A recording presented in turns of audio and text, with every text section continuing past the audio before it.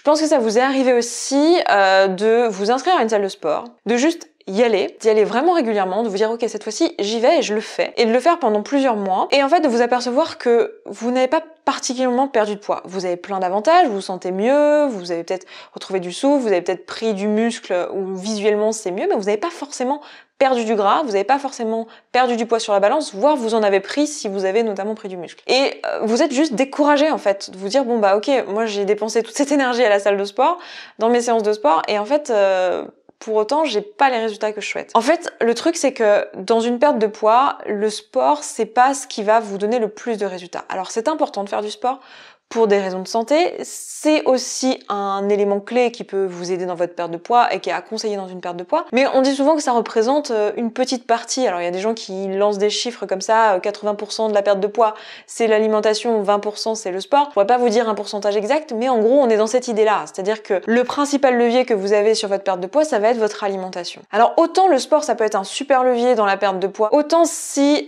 par ailleurs au niveau de l'alimentation on n'est pas au clair, qu'on n'est pas au clair avec nos émotions, que tout le reste n'est pas géré, en fait ça peut même être contre-productif que de faire du sport. Et mon objectif dans cette vidéo c'est de vous montrer pourquoi et comment ça peut être contre-productif, parce que c'est pas intuitif, on se dit bon, même si je gère pas super bien mon alimentation, ça peut pas être négatif de faire du sport, ce sera quand même un plus. Et ben en fait pas nécessairement, ça va dépendre dans quel état d'esprit vous êtes et qu'est-ce qui se passe dans votre tête.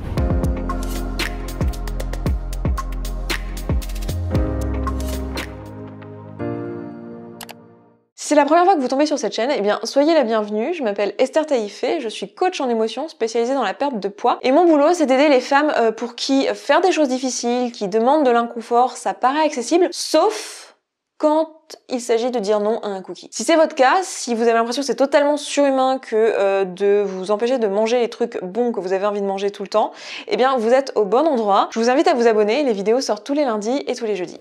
Alors sur le papier, le sport peut permettre de perdre du poids pour deux raisons. Premièrement, parce que si vous construisez du muscle grâce au sport, vous allez augmenter votre métabolisme de base. Donc ça veut dire que le reste du temps, vous allez consommer plus de calories et donc dépenser plus d'énergie et donc potentiellement plus dépenser d'énergie provenant de vos stocks. La deuxième raison, c'est tout simplement l'exercice physique en lui-même qui demande pas mal de calories dépensées. Ok, donc ça c'est sur le papier. Mais en pratique, qu'est-ce qu'il en est? Il se passe que si le mental ne suit pas, et ben en fait on va avoir un problème. Je vous en ai parlé ici dans une vidéo où je vous ai présenté le modèle de Brooke Castillo, qui est un outil dont on va se servir là maintenant tout de suite. Je vous ai parlé du fait que tout ce que vous créez dans votre vie, ça va dépendre de ce qui se passe dans votre tête. Ça va dépendre de là où vous en êtes, de votre espace mental, des pensées que vous avez, des croyances que vous avez. Parce que c'est ces croyances-là qui vont motiver vos émotions, qui vont être à l'origine de vos émotions, et c'est vos émotions qui vont motiver vos actions, et ce sont vos actions, comme vous le savez, qui vont créer les nouveaux résultats que vous voulez avoir dans votre vie, ou les anciens résultats d'ailleurs. Toutes les actions que vous mettez en place, c'est ça qui crée vos résultats. Et le truc c'est que très souvent, quand on fait du sport, et que ça a été difficile, et qu'on n'est pas dans un espace mental où en fait on fait du sport sans attendre rien en retour,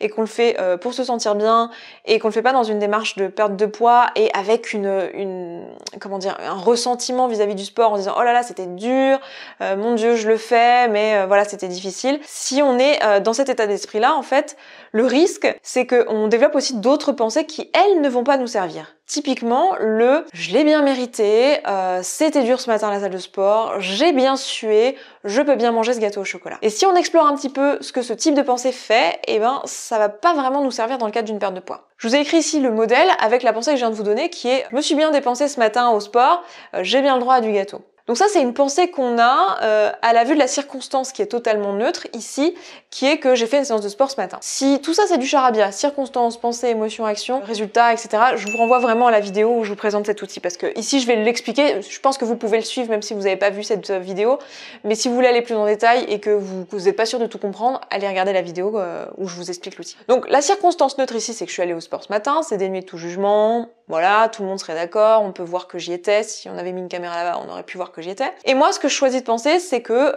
alors c'est pas une pensée que j'ai choisie moi toute seule, hein, c'est une pensée qui m'est proposée par la société, hein, le fameux après l'effort, le réconfort. J'ai cette pensée que, bon, du coup, je me suis bien dépensée, du coup, j'ai bien le droit à un gâteau, ça va pas changer grand-chose, et puis c'était bien mérité. Et du coup, quand je pense ça, l'émotion que je ressens, c'est de la déculpabilisation, Potentiellement, ça pourrait être aussi de l'envie, ça peut être même autre chose. Mettez ici l'émotion que vous ressentez quand vous pensez ça. Votre cerveau, en fait, il va essayer d'en trouver des pensées comme ça parce que il a envie de continuer à faire des actions qui créent du plaisir. Donc, typiquement, manger du gâteau, c'est un truc qui est plaisant. Donc, il va essayer de trouver des pensées qui vont vous permettre de le faire et d'être en accord avec vous-même. Donc, typiquement, créer de la déculpabilisation, c'est pas mal. Du coup, qu'est-ce que vous allez faire? Vous allez manger du gâteau et vous le savez, les résultats que vous créez, ça va d'abord confirmer votre pensée de départ. Quand on a fait du sport, on a le droit de manger davantage.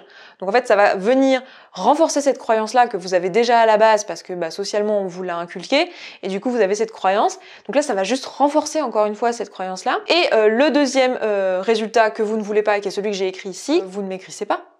Si vous mangez à chaque fois que vous faites du sport, en fait, ce qu'on vient de décrire, le fait de dépenser davantage, le fait d'avoir augmenté votre métabolisme de base, ça va juste compenser la différence que vous allez faire au niveau de l'alimentation, en fait. Ici, ce que je veux vous montrer, c'est que c'est génial de faire du sport. Effectivement, ça va vous aider dans votre perte de poids, ça va vous permettre de gagner du muscle, ça va vous permettre même pour votre santé de manière générale, c'est super. La dépense énergétique que vous allez pouvoir avoir grâce au sport versus la différence que vous allez pouvoir faire dans votre alimentation sur une perte de poids, voilà, c'est pas comparable. Le sport, ça reste quand même une partie minime, mais c'est une partie qui est là. Le truc, c'est que si vos pensées ne suivent pas, si votre état d'esprit ne suit pas, si vous n'êtes pas à un espace mental qui vous permet de ne pas créer ce type de pensée pour vous-même et donc de créer ce type de comportement, en fait vous n'allez pas voir de résultats sur la balance grâce au sport. Et c'est un peu dommage et en plus ça risque de créer du découragement chez vous. C'est pour ça que pour toutes les personnes que j'accompagne, en général je recommande pas dans un premier temps de commencer à faire du sport. Non pas que ça soit pas bon pour la santé, non pas que ça soit pas recommandable dans une perte de poids, non c'est plutôt une bonne idée de faire du sport, mais c'est juste que en général c'est source de nouveaux brouhaha mental. Moi j'appelle ça le brouhaha mental, de nouvelles pensées un petit peu comme ça qui essayent de créer de la déculpabilisation et ça rajoute une charge mentale. Et dans la mesure où dans une perte de poids, quand on débute en tout cas, la partie sur laquelle on a le plus de marge de manœuvre, c'est déjà de travailler sur l'alimentation, sur le rapport à l'alimentation, sur les émotions qu'il y a autour de l'alimentation.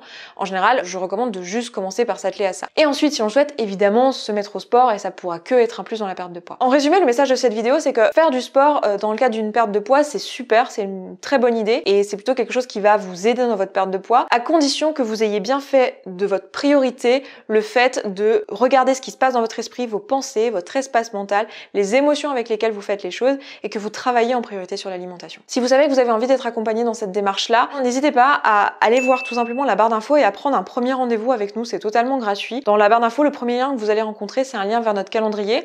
Vous choisissez un créneau qui vous arrange et vous serez reçu par l'une de mes coachs qui vous écoutera pendant un appel de 45 minutes et qui évaluera quelle est la problématique que vous rencontrez et si oui ou non ça relève de notre coaching. Et si c'est le cas, peut-être qu'on se retrouvera bientôt en séance de coaching. En attendant, moi je m'arrête là, je vous embrasse, je vous souhaite une très belle journée et je vous dis à très vite dans une prochaine vidéo. Ciao ciao!